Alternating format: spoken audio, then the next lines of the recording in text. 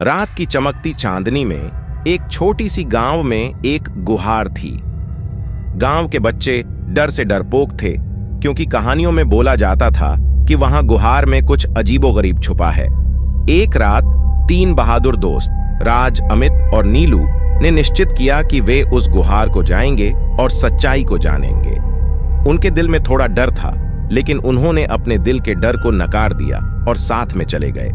जैसे ही वे गुहार के अंदर पहुंचे, उन्होंने एक अजीब आवाज सुनी। उनके दिल धड़कने लगे, लेकिन वे निर्भीक बने रहे। चलते चलते उन्होंने एक पुरानी किताब देखी। उन्होंने उसे खोला और पढ़ने लगे। किताब में लिखा था कि इस गुहार में एक भूत रहता है जो हर रात बच्चों को डराता है।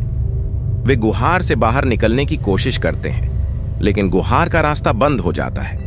चारों दोस्तों ने देखा कि उनके पीछे कुछ छिपा हुआ है।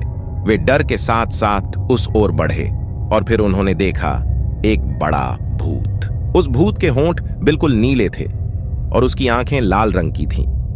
वह बच्चों के पास आया और डरावनी आवाज में बोला, तुम्हें यहां से निकलने की इजाजत नहीं है।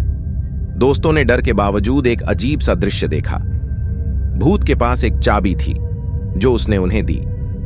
ये तुम्हें बाहर निकलने के लिए है, भूत ने कहा। गुहार से बाहर आने के बाद उन्होंने विचार किया कि क्या उनका अनुभव सच था या फिर यह सब एक ख्वाब था, लेकिन उन्होंने उस घटना को कभी नहीं भूला।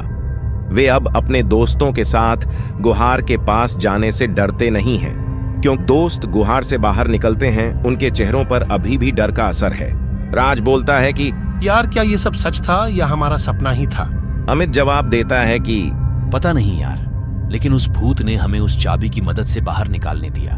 तब नीलू बोलती है कि हाँ, तुम सच में उसे ले आए, ये कोई अजीब सपना नहीं था। वे एक दूसरे के साथ मुस्कान में देखते हैं। उनका साहस बढ़ गया है।